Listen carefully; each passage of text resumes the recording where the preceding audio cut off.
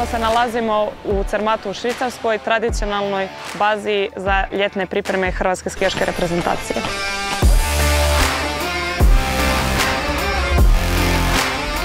Ovdje odrađujemo i kondicijske i skijaške treninge. I ono najvažnije, počinjemo brusiti formu za novu sezonu. Uvijek je Zermatt sad u ovo ljetno doba stvarno super. Evo, odradili smo već nekoliko skijaških dana. Stvarno snijeg je fenomenalan, uvjeti su odlični. Hrvatska skijaška reprezentacija u Zermatt dolazi već sigurno 20 godina. Velika prednost u ovo doba godine u srpnju skijanja na Zermattu je što je skijaške staze se nalaze na preko 3500 metara nadmorske visine. Švicarci to izuzetno dobro pripreme i mislim da u ovo doba godine sigurno pruža najbolje moguće uvjete od onih ledenjaka koji su trenutno otvoreni.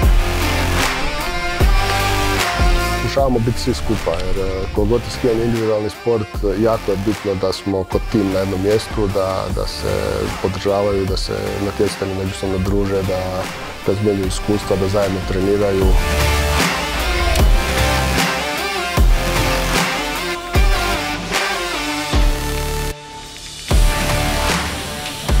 Nakon treninga najvažnija je klopa.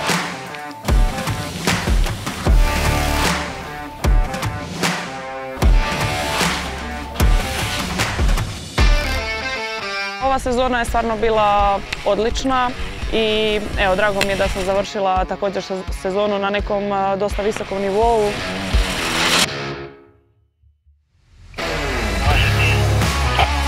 Stvarno nestrpljivo očekujem sljedeću sezonu, tako da mislim da je stvarno super ispalo. S obzirom da sam već i pobjeđivao i bio na postolju, naravno da sam htio i znam da mogu više, da sam kandidat za postolja, kandidat za pobjede. Međutim, s obzirom na cijelu situaciju koja se dogodila pred kraj zadnje sezone, cijela nova okolina je bila oko mene. Ja sam jako zadovoljan. Sergej je stvarno prihvatio taj posao koji je jedan veliki izazov. Naravno, pokušavamo neke stvari još izbrusiti, poboljšati. Komunikacija je jako dobra. Fanatik mašina, tvrdoglav. Filip ne najlakiji je tip čovjek s kojim možeš raditi, ali baš interesantno što je čovjek koji ja fanat svojeg sporta i baš da daje 100% od sebi.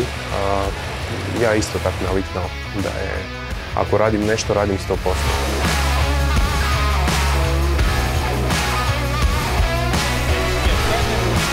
Ova sezona je bila frustrirajuća, naročito jer znam da sam u nekim trenucima bio stvarno, ja sam se osjećao jako dobro. I nakon onog uvoda, nakon 16. mjesta na prvoj utrci, sam vjerovao da mogu rasti, biti sve bolji i bolji.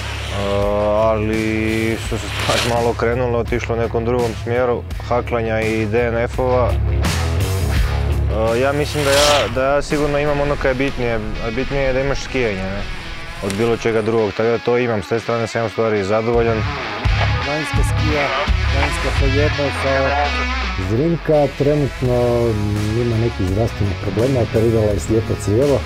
Plan je da se ide postepeno, da se ne srlja. U konačnici cilj je normalno dođe do vrhunskih rezultata, to su serijske pobjede i veliki globus u svjetskom kupu.